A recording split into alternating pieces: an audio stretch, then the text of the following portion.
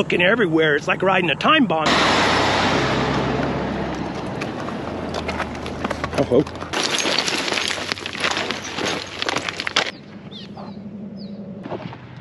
She found her a booger.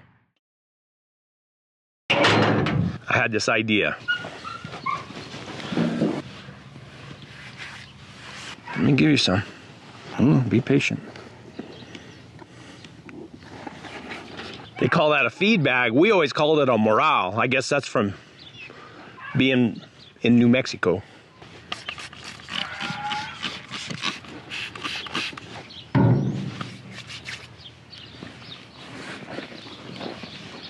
That'll help, sweetheart.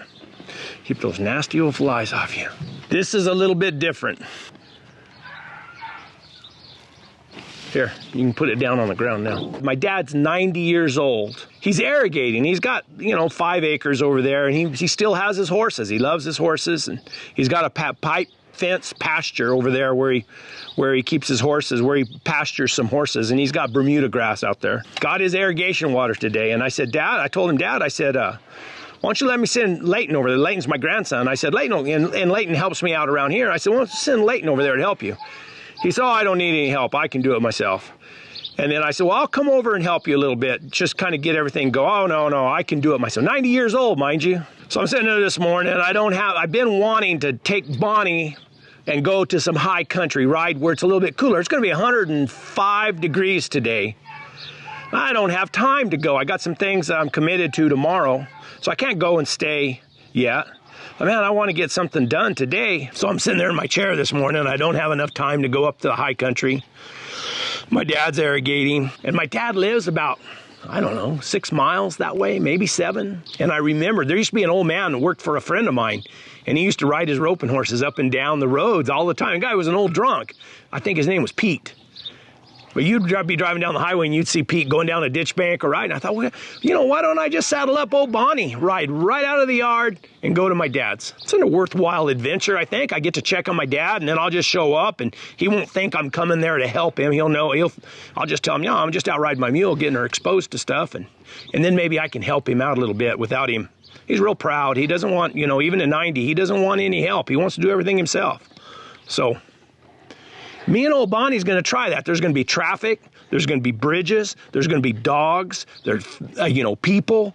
A lot of things that could go wrong. But I haven't found anything she's real boogered of yet besides that little crack.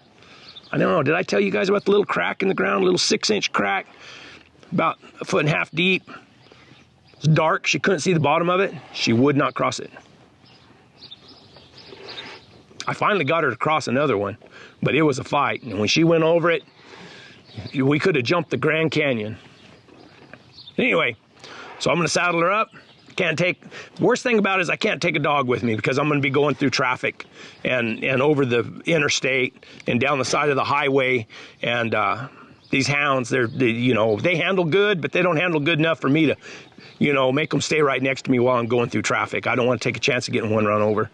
So there you go. That's Bonnie's training for the day. Anyway, I'm going to try to get her tail kind of straightened out. I bought this stuff, mane and tail detangler. Not sponsored, but if they want to sponsor me, I'm open for it. I had a lot of comments, and I knew it also from back in the day. We used WD-40, but this might be better. She got that ball right there, and I'd sure like to get rid of it. This could be a $50,000 mule. You don't want a nasty old tail in a $50,000 mule. I need a brush. I'm going to try to pull it out with my hands a little bit.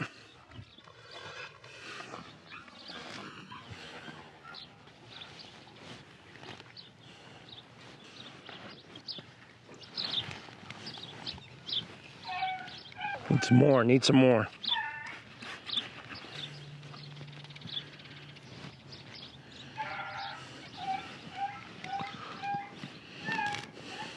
Much later. Man, you look nice. Now let's saddle you up. I don't like those flies all over your face. And pull that pretty tail out from under that britchin'. Question. I know traditionally you roach a mule's mane. cut it off, all the way off. I never did Agnes's, and hers laid over and was kind of a pretty mane. You think I ought to roach hers? I know the old timers will say so. Or do you think I ought to just keep taking care of it, put some conditioner in it, and train it, or see if I can get it where to lay down? Look nice like a horse's mane. Tell me. Myself, I would love it if it was a long mane that hung down on her neck. Real long, silky. There you go. That's beautiful. That's beautiful.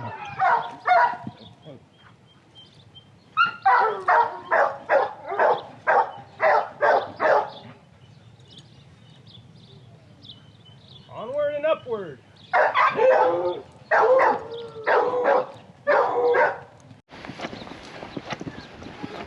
I think this mule likes to go. We'll see. It's a long ways over there.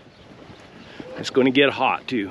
I was just thinking, you know, when I was a kid, I don't ever remember falling off bareback. I remember though one time, if you remember earlier, I was saying my only rule was I had to be back by, I think it was like 5:30 for dinner time. And if I was late, I would get in trouble because then they worried about me. We didn't have no way to communicate back then, no cell phones or nothing. And you weren't supposed to run your horse home or lope your horse home, or you had to walk home, because if you started loping them home, they got stupid about, you know, wanting to get home. But I was late. I was out, and I come down the ditch bank, and I was loping old Poco, and we come around a corner. There was a corner, and I came around a corner like that, and there was a big tree there, and it had one branch sticking out like that. And that ear still broke. That caught me right there. Boom. Pulled me off old Poco. Of course, he went on home by himself. And I walked home with a bloody ear. But that's really the only, I'm sure there were other times I came off. There had to have been. I know we used to go up to the sandhills and climb the big old mountain bareback, and you just grab a hold of his mane and let him climb, and he would lunge going up that sandy hill. I don't think we ever fell off. Can't remember anyway. I think this mule loves to go someplace. It's amazing.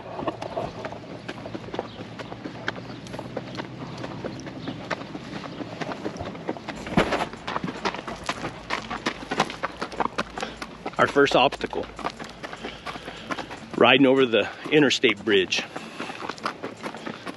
Not sure if I should ride her or lead her. I might lead her this time. I don't have any problems. And I don't know about the traffic. We'll see. She's a little watchy. I don't blame her. It's all new to her. It's new to me. The thing is, when you step on this bridge, it has a hollow sound. She's already thinking about it. And then we got these little cracks.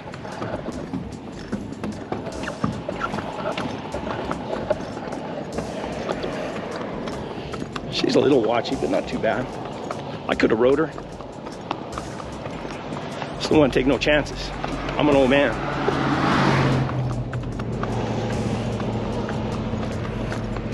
And here comes a semi-truck. Son of a biscuit. Here comes a truck behind us too. We gotta hurry.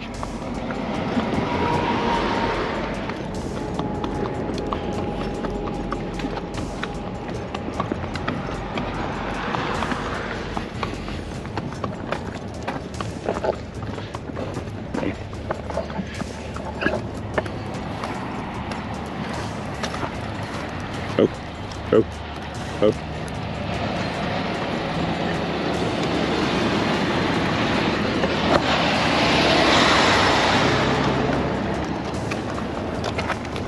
Oh.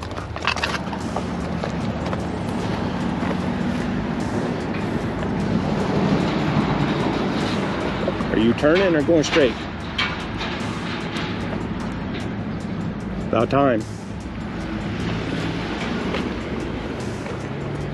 Let's go down there. I think we'll go down this hill. It's a little more our style.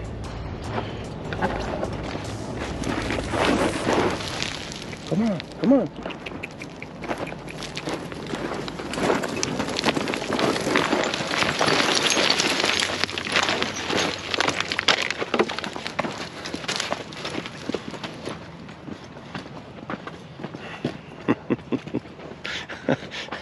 couldn't ask for a worse time. Semi cars coming both directions. I knew it was going to be kind of bad, but I didn't know it was going to be that bad. She did good though. She didn't let her nerves get too far away with her. Oh my, I want to go back out in the middle of nowhere. Hell, scares her, scares me. I like being out in the bluffs and the arroyos and the rocks and the canyons. This is crazy. I bet she thinks the same thing.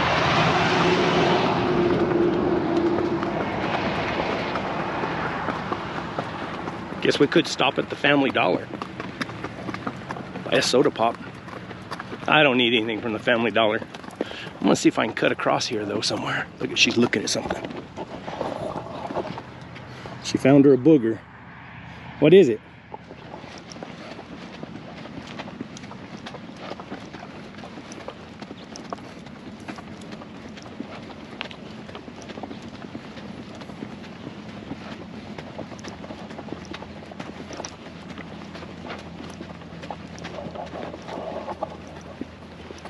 She needs about 6 or 7 days in a row. Riding, you know, 4 or 5 miles a day, loping circles on her, get her tired. She's not as anxious or not as looky, I guess. She's real looky. She hasn't exploded yet, but she keeps looking at things like any minute. So I got to sit right in the middle of her. Can't just lollygag around.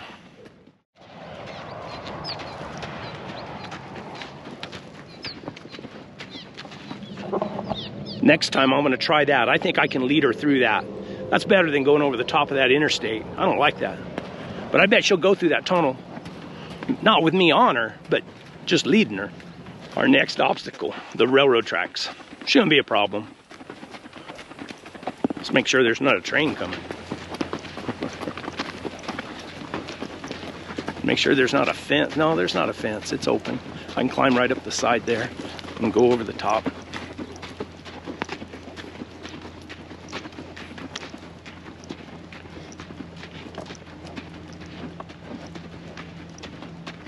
There's a wire there. I can't get across there. Where can I cross at? Oh, this is all flood control because of the arroyo.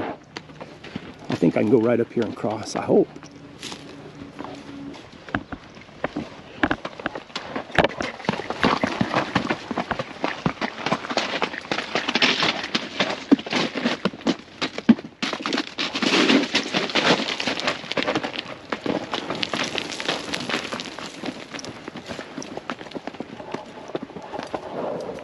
Not a problem. She's still being real looky though. My gosh. She wants to go 90 miles an hour. Feels like you're just riding a time bomb, just waiting for it to go off.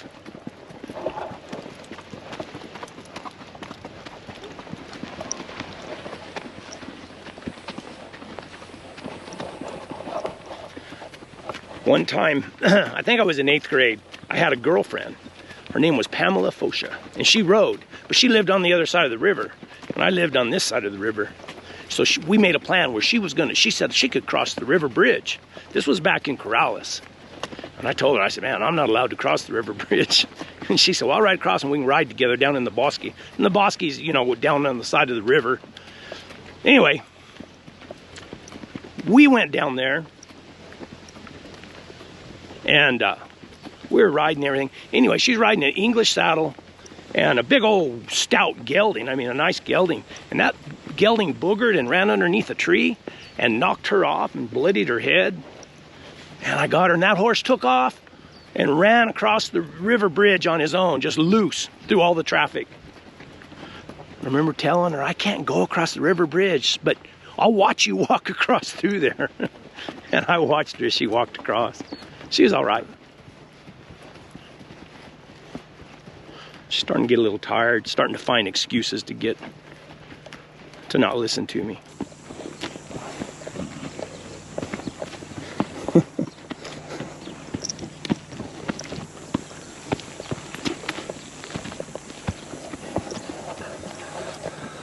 Never realized there's so many obstacles just coming out here riding in the rural countryside. Now we're going to cross a bridge, and I ain't going to get off of her this time. We're just going to ride across it.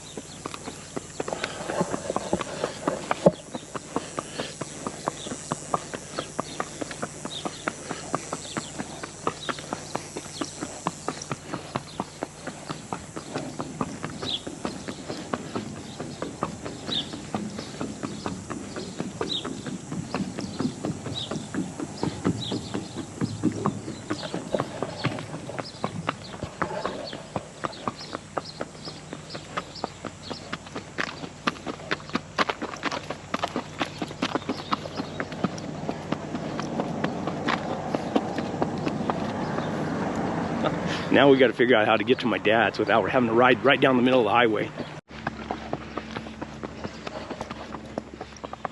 Not far now. She's still all wishy-washy and looking and high. I need about 10 days of this. Just got to do it, huh? Just every day, every day, every day, every day. Go somewhere. Get her worn out. Because she's got a lot of energy. It's controlled. I mean, it's not explosive where she wants to just run off, but damn, it's not that much fun because she's just go this way, go that way, slow down, go fast, booger to rock, you know, just, and not even a booger, just a look like, oh man, any minute I'm going to explode and you better hold on. She hasn't yet. We're almost to my dad's. It ain't gonna get you.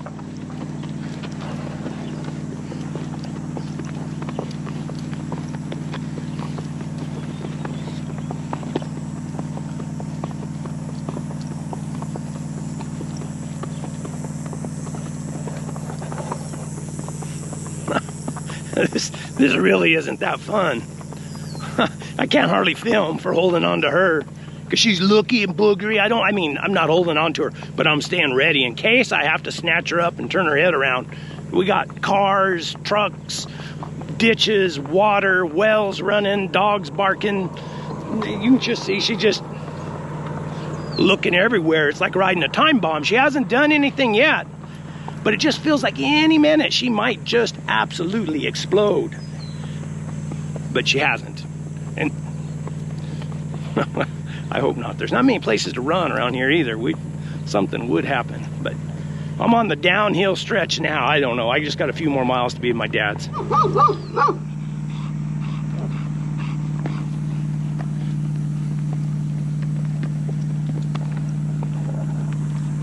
They came running across the field. I guess they're guardians of those sheep.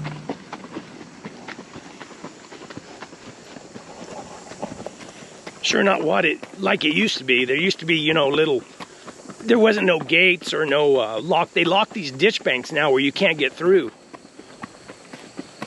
Got to control the people, I guess. I'd like to cross that thing somewhere. Oh well, I'm almost to my dad's. I don't know if I can get across up here. There used to be a bridge. I don't think there is anymore.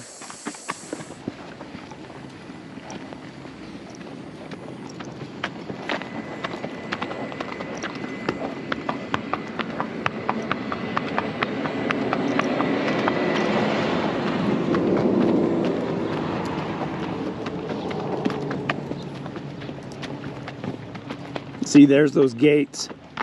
They're irrigating now, or this thing would be locked. It says no trespassing. I'm gonna trespass. My dad's house is right down here. There's where my dad lives. I built that house, or I had that house built years ago with my first wife.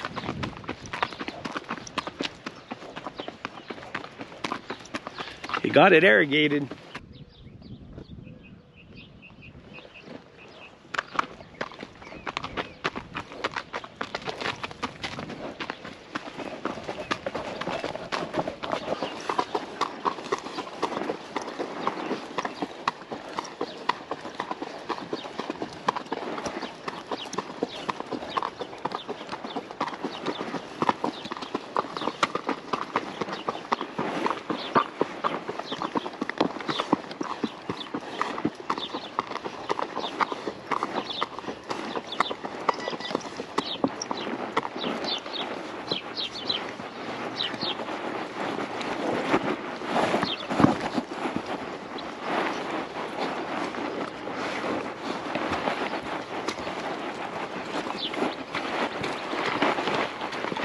Atta girl. It ain't gonna hurt you. Atta girl. Look at that. Atta girl. There's thunder.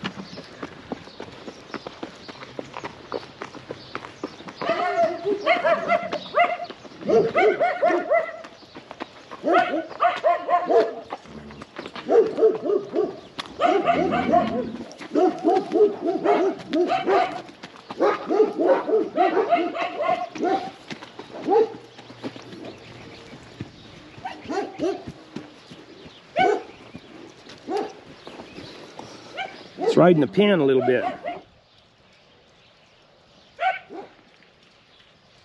You know, all in all, I think she did really, really good.